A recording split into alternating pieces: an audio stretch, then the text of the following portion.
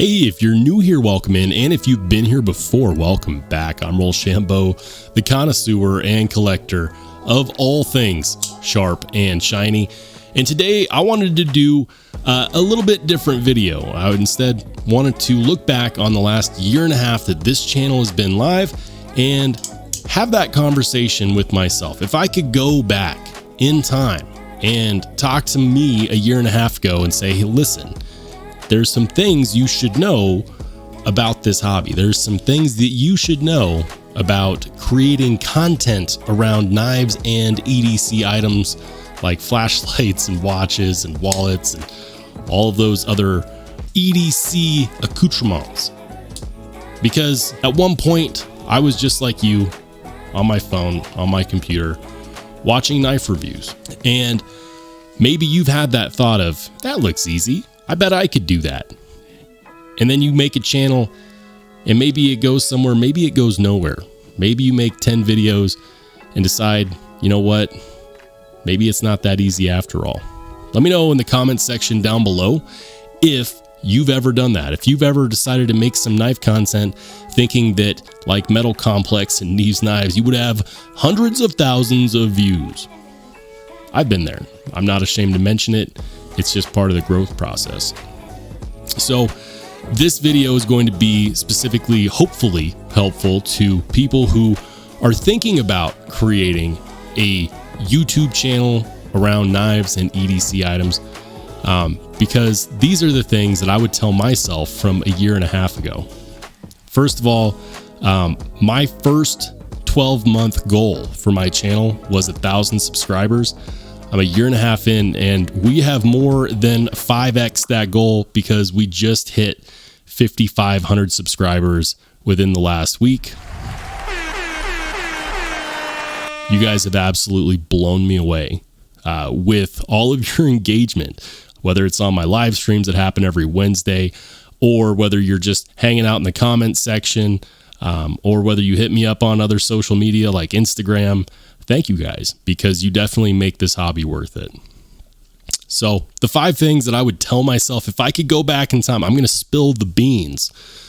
The first is subscribers do not equal views. And this is what I mean when I say that. When someone subscribes to your channel, YouTube does not automatically recommend that channel's content to that new subscriber if that new subscriber doesn't watch those videos. Or maybe they only watch the first 30 seconds because YouTube sees that behavior as, well, they subscribed, but you know what? You're not all that interested in it because you didn't watch it. Maybe you didn't engage or leave a comment. So YouTube will recommend content based on what you watch. It used to be that YouTube would actually push the videos from the channels that you subscribe to, but that's no longer the case. The YouTube algorithm has gotten really smart, and instead it focuses on people's watch behavior. YouTube does not, in fact, find viewers for your content. YouTube finds content for its viewers. I'll let that sink in for the people in the back. The second thing I would do if I could hop in my hot tub time machine and go back a year and a half is I would tell myself that good content isn't enough. It does not matter if you make the most balls to the walls, gorgeous content with the best sound quality and the best video quality, with the best opinion and commentary. It does not matter. It does not matter. It is not good enough. People will not click on your video if you don't have a title and thumbnail that they want to click on. And it is so difficult because I always want to focus on the content. I want to make sure that the content is really good. I want it to stand the test of time. I want people to engage with it. And so a flaw that I've had is not focusing 100% on the content, but also focusing in on the title and thumbnail. And that's a trap that a lot of channels fall into because sometimes they only focus on the title and thumbnail. Smack the like button if you've ever felt duped when you clicked on a video and found out that the title and thumbnail were not actually what you were clicking for. So on top of having the stress of creating content that people actually want to watch, you have to create a title and a thumbnail that they actually want to click on. And if they don't, YouTube won't push it out to people looking for that content because it'll think that nobody actually wants to watch it, even if it's good.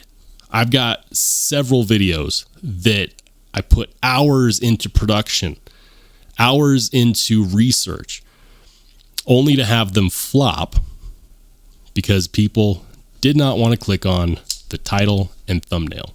And those videos, unfortunately, no matter how good they were dead on arrival. The third thing I would tell myself a year and a half ago is don't worry about the negative comments. And more importantly, don't delete them. Let people have their say in your comment section. The fact that they leave a comment in the first place is good, even if it's a negative comment, because it means that they were willing to engage with your channel. So guess what? If you're watching this right now and you're like, this is baloney, this guy is full of it, I don't like it, don't tell your computer screen, pop it in the comment section if you feel that way. More importantly, YouTube will in fact give your video more views. It'll gift it more recommendations if it finds that people are engaging, even if the engagement is of the negative variety. Yeah, that thumbs down button that you think is so effective at killing a video that you don't like, it actually helps. That negative comment that you think you're going to, wake up this content creator, guess what? The comment actually helps. The mean comments are hard to ignore because sometimes people just want to take the piss out of you, even if it has nothing to do with the content itself. I've had several comments over the 400 some odd videos that I've made that were ridiculous, that were not even remotely related to anything that I was showing on the video. And yet, those comments are still good. There is no such thing as a bad comment. There are comments that we don't agree with, comments we don't like. But if you are someone who is considering starting a channel, or maybe you're someone, hanging out in the shadows that has already started a channel, don't sweat the comment section. If you don't like the comment, if you disagree with it, if you think that they were out of line, best thing you can do, ignore it. Don't respond to it. Let it live in its own infamy. If people want to read it, they can form their own opinions. There's no need to censor the comment section. It's a free forum. Don't sweat the comments. Next, I would tell myself that monetizing your channel does not make you rich. In most people's cases, it will not even, in fact, replace your day job. In many best case scenarios, it might be a supplementary form of income, but that's actually only for the chosen few. Did you know, and here's an interesting factoid, did you know that 99% of YouTube channels don't even have 1,000 subscribers? 1,000 subscribers on YouTube is not a metric ton. It's actually a very small amount, but that's the amount of subscribers that you need for YouTube to start paying you for your content, for ads, for ad space, for ad time. And then once you do hit 1,000 subscribers, most people right at the 1,000 subscriber mark are lucky if they're making $30 a month off of that ad revenue. Here's the kicker. YouTube will not actually pay you out until you've at least made $100. So even if you're okay with an extra $30 a month, you have to be getting enough views to actually get you to that $100 mark. If you don't, they'll just stash it away and wait until you do. I can tell you that even though I get 45, 50,000 views a month on my channel, which to me sounds like a lot, but in this grand scheme of things, it's not. My channel does not earn me enough revenue to quit my day job. I'll be honest about this. I wish that it was. I have had a long-standing dream of working for myself and having a creative outlet and avenue and a way to share that creativity with others. This channel does that. It's a damn shame that it doesn't do that well enough to replace my day job. And so, no, I do not do this for a living. If you wonder why I have this channel, I do it for fun. And because one day it might turn into something that does replace my day job. But until then, it is just a hobby. It is not replacing any of my regular income sources. And lastly, if you're serious about starting a channel, and this is me talking to me, but also to anybody that's considering starting a knife review and EDC channel, if you're serious about starting a channel, understand that you will make sacrifices to grow. Some of those sacrifices might be monetary. Maybe you decide that you have an addiction to creating quality content, like me. And that means that you need to buy, expensive microphones and expensive cameras. Ironically, there's more than a few successful channels that don't have expensive equipment. They just run it off of their phones.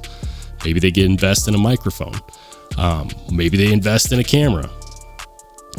But more so, the sacrifices that I've made up to this point, aside from having that commitment to quality, has been time. In order to make this content, I do have to spend time away from my family. In order to make this content, I do have to sacrifice other hobbies. I no longer play video games. And that might seem like a good thing.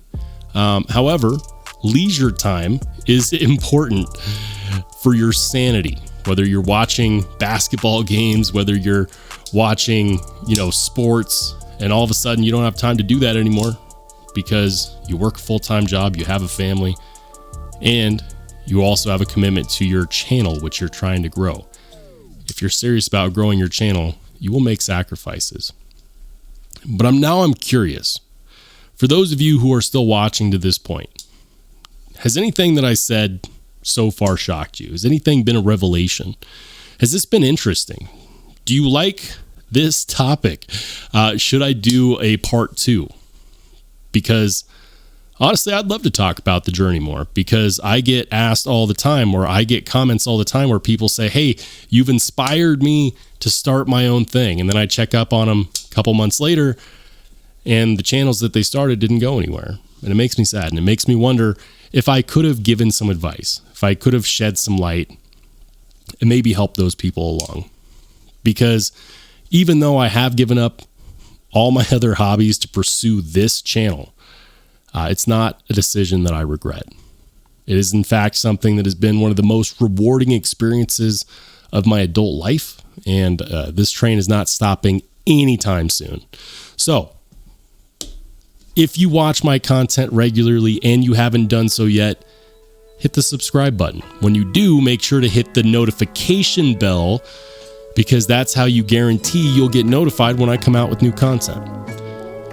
And if you want to watch more awesome knife and EDC content, go ahead and click on one of the videos that pops up next.